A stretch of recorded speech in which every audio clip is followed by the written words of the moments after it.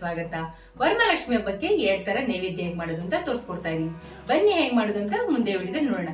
ನಮ್ಮ ಚಾನೆಲ್ ನ first time ನೋಡ್ತಿರೋ subscribe ಮಾಡೋದು ಮರಿಬೇಡಿ. ಲೈಕ್ ಮಾಡಿ, ಶೇರ್ ಮಾಡಿ, ಕಮೆಂಟ್ ಮಾಡಿ. ರವೆ ಲಡ್ಡು ಮಾಡೋದಕ್ಕೆ 1/4 ಕಪ್ ಕಡಲೆಕಾಯಿ ಬೀಜ ತಗೊಂಡಿದ್ದೀನಿ. ಅದನ್ನ ಸ್ವಲ್ಪ ಹುರ್ಕೊಂಡ್ಬಿಡೋಣ. ಮೀಡಿಯಂ ಫ್ಲೇಮಲ್ಲಿ ಹುರ್ಕೋಬೇಕು, ಹೈ ಫ್ಲೇಮಲ್ಲಿ ಇಟ್ಕೋಬೇಡಿ, ಬೇಗ ಕಪ್ಪಾಗ್ಬಿಡುತ್ತೆ ಸಿಪ್ಪೆ.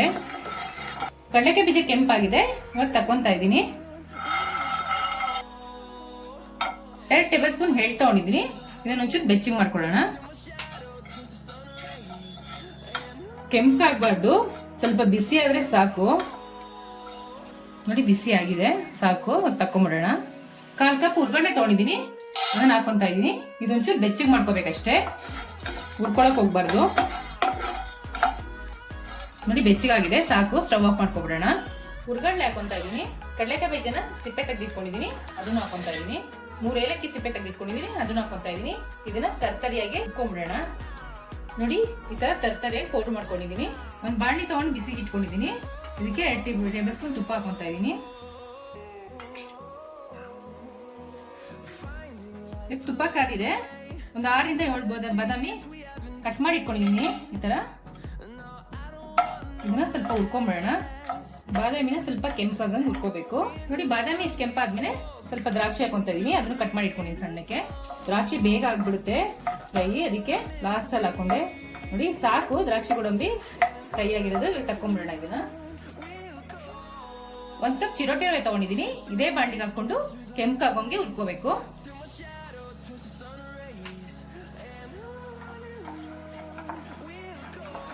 ಘಮ ಬರಬೇಕು, ಆ ತರ ಹುರಿಬೇಕು. 3/4 ಭಾಗ ರವೆ ಹುರಿದಾಗಿದೆ. ಇವಾಗ ಒಂದು ಅರ್ಧ ಕಪ್ಪು ಇವಾಗ ರವೆನು 1 ಕೊಬ್ಬರಿನು 2 ಹುರ್ಕೋಬೇಕು. ಈ ತರ ಮಾಡ್ಕೊಳ್ಳೋದ್ರಿಂದ ವಾರ 15 ದಿವಸ ಇಟ್ಕೊಂಡು ತಿನ್ಬೋದು. ನೋಡಿ ಸ್ಮೆಲ್ ಘಮ ಬರ್ತಾ ಇದೆ. ಇವಾಗ ಆಗಿದೆ ರವೆ. ನೋಡಿ ಈ ತರ ನೋಡಿದ್ರೆ ಕ್ರಿಸ್ಪಿ ಆಗಿರ್ಬೇಕು. ಇವಾಗ ಆಗಿದೆ, ಸ್ಟವ್ ಆಫ್ ಮಾಡ್ಕೊಂಡ್ಬಿಡೋಣ. ಒಂದು ಪಾತ್ರೆ ತಗೊಂಡಿದ್ದೀನಿ. ಇದಕ್ಕೆ 1 ಕಪ್ ಬೆಲ್ಲ ಹಾಕೊಂತಾ ಇದ್ದೀನಿ. 1 ಕಪ್ ರವೆಗೆ 1 ಕಪ್ ಬೆಲ್ಲ ಹಾಕೊಂತೀನಿ. ಇದಕ್ಕೆ ಅರ್ಧ ಕಪ್ ನೀರು ಹಾಕೊಂತಾ ಇದ್ದೀನಿ. ಇದು ಬೆಲ್ಲ ಕರಗಬೇಕು. ಬೆಲ್ಲ ಕರಗ್ತಾ ಇದೆ, ಬೆಲ್ಲ ಕರಗಿದೆ. ಇವಾಗ ಒಂದ್ಸಲಿ ಇದನ್ನ ಫಿಲ್ಟರ್ ಮಾಡ್ಕೊಂಡ್ಬಿಡೋಣ.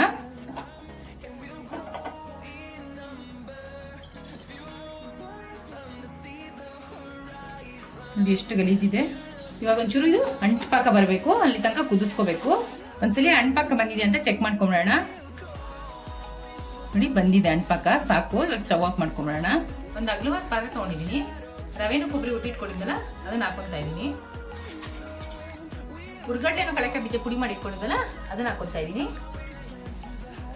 ಉದಿಟ್ಕೊಂಡಿದ್ವಲ್ಲ ಎಳ್ಳು, ಅದನ್ನ ಹಾಕೊಂತಾ ಇದ್ದೀನಿ.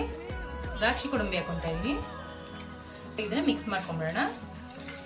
ಇವಾಗೆಲ್ಲ ಮಿಕ್ಸ್ ಮಾಡ್ಕೊಂಡಾಗಿದೆ, ಚೆನ್ನಾಗಿ ಎಲ್ಲ ಹೊಂದ್ಕೊಂಡಿದೆ. ಇವಾಗ ಬೆಲ್ಲ ಪಾಕ ತೆಗೆದಿಟ್ಕೊಂಡಿದ್ವಲ್ಲ ಅದನ್ನ ಹಾಕೊಳ್ಳೋಣ. ಬೆಲ್ಲದ ಪಾಕನ ಸ್ವಲ್ಪನೇ ಹಾಕೊಂಡು ಉಂಡೆ ಕಟ್ಕೊತಾ ಇದ್ದೀನಿ. ಒಟ್ಟಿಗೆ ಹಾಕೊಂಡ್ಬಿಟ್ರೆ ಗೊತ್ತಾಗಲ್ಲ, ತೆಳುವಾಗ್ಬಿಡುತ್ತೆ. ರವೆ ಲಡ್ಡು ರೆಡಿ ಆಗಿದೆ.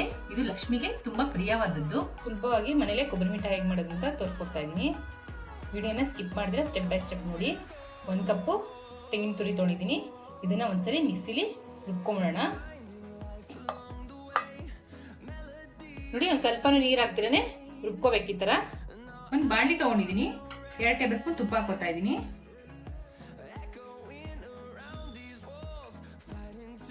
ಇವಾಗ ರುಬ್ಬಿಟ್ಕೊಂಡಿರೋ ಕೊಬ್ಬರಿ ಹಾಕೊಂತಾ ಇದ್ದೀನಿ.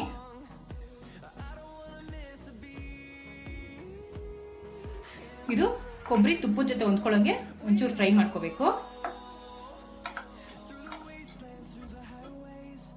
ಕೊಬ್ಬರಿ ತುಪ್ಪ ಚೆನ್ನಾಗಿ ಹೊಂದ್ಕೊಂಡಿದೆ.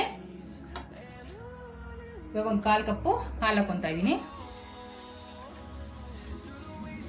ಒಂದು 2 ನಿಮಿಷ ಹಾಲು, ಕೊಬ್ಬರಿ, ತುಪ್ಪ ಎಲ್ಲ ಚೆನ್ನಾಗಿ ಬೇಯಬೇಕು.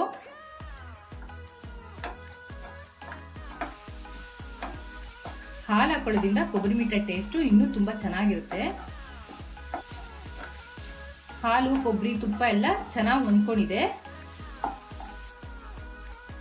1 ಕಪ್ ಕೊಬ್ಬರಿ ತುರಿಗೆ 3/4 ಕಪ್ ಸಕ್ಕರೆ ಹಾಕೊಂತಾ ಇದ್ದೀನಿ. ಇವಾಗ ಎಲ್ಲ ಚೆನ್ನಾಗಿ ಹೊಂದ್ಕೊಳ್ಳೋಂಗೆ ಫ್ರೈ ಮಾಡ್ಕೋಬೇಕು. ನೋಡಿ ಸಕ್ಕರೆ ಕರಗ್ತಾ ಇದೆ. ನೋಡಿ ಎಷ್ಟು ಚೆನ್ನಾಗಿ ತಳ ಬಿಡ್ತಾ ಇದೆ. ಇವಾಗ ಇದಕ್ಕೆ ಏಲಕ್ಕಿ ಪೌಡರ್ ಸೇರಿಸ್ಕೊಂಬಿಡೋಣ.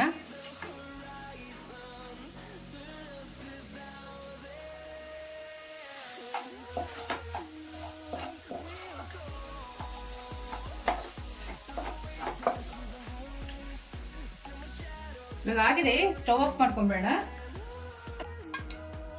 ನೋಡಿ ಈ ತರ ಪ್ಲೇಟ್ಗೆ ತುಪ್ಪ ಸವರಿಟ್ಕೋಬೇಕು. ಇವಾಗ ಕೊಬ್ಬರಿ ಮಿಠಾಯಿ ಇದನ್ನ ಇದಕ್ಕೆ ಹಾಕೊಂಡ್ಬಿಡೋಣ.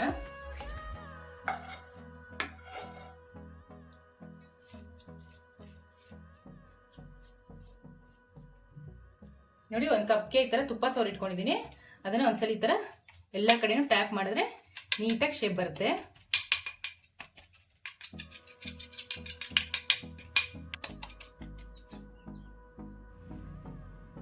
ಸ್ವಲ್ಪ ಪಿಸ್ತಾ ಕಟ್ ಮಾಡಿ ಇಟ್ಕೊಂಡಿದ್ದೀನಿ, ಅದನ್ನ ಹಾಕೊಂತ ಇದ್ದೀನಿ.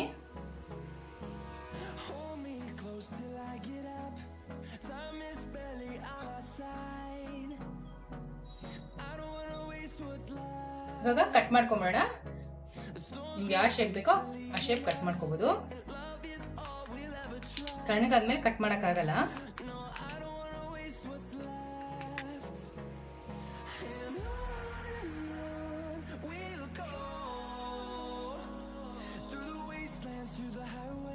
ತಣ್ಣಗಾಗಿದೆ